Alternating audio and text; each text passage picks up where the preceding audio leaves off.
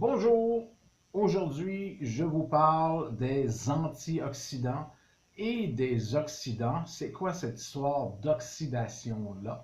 Un antioxydant, c'est ce que j'avais dans les mains tout à l'heure, ce citron. C'est un antioxydant. Qu'est-ce que ça fait? Eh bien, l'être humain, nous vieillissons par oxydation, tout simplement. Donc, les antioxydants n'arrêteront pas le phénomène de vieillissement, la preuve.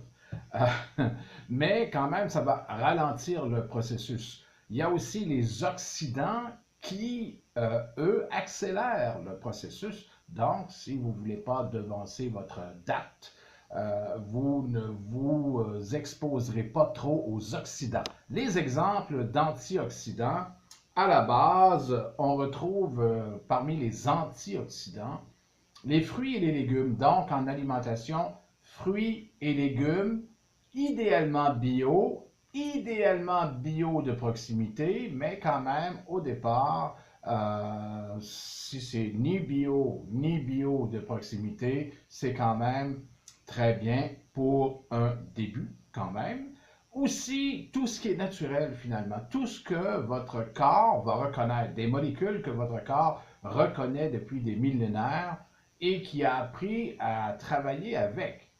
Donc, à ce moment-là, ça va fonctionner. Il y a aussi des hyper-antioxydants, des éléments qui sont encore plus performants que les fruits et légumes ordinaires. Un exemple, un très bon exemple, c'est le citron. Je vais parler du citron en détail dans une autre capsule. Aussi l'ananas, dont j'ai déjà parlé, qui sont des fruits hyper performants. Mais parmi les oxydants, tous les antioxydants, c'est-à-dire tous les antioxydants ne sont pas nécessairement des aliments. Alors, il y a des antioxydants dans la nature qui sont autres que alimentaires. Un exemple, l'huile essentielle de girofle, qui, selon plusieurs auteurs, serait l'antioxydant parmi tous les antioxydants. Voilà pour les antioxydants.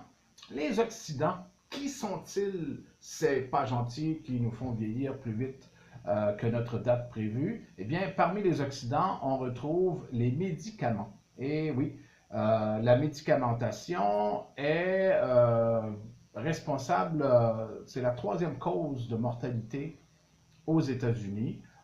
Donc, ce sont des molécules chimiques qui sont là pour régler un problème, mais qui, en trop grande quantité, peuvent causer d'autres problèmes et avec lesquels notre corps a beaucoup de difficultés à travailler avec. Souvent, ce sont des molécules que le corps ne reconnaît pas, donc qui vont faire leur chemin à l'intérieur de notre corps sans que le corps puisse faire quoi que ce soit. Il va les subir finalement.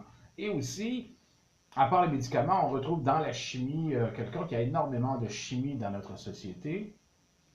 On peut retrouver les fameux sambons que nous voyons à la télévision qui sont annoncés aux 10 minutes, dans votre voiture, dans la maison, respirer, souriez.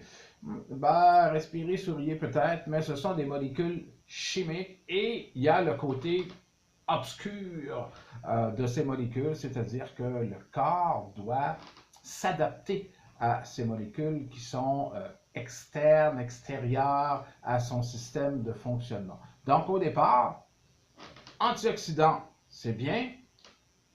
Oxydants, ça l'est moins. Donc si on peut s'en préserver, on va pouvoir durer plus longtemps.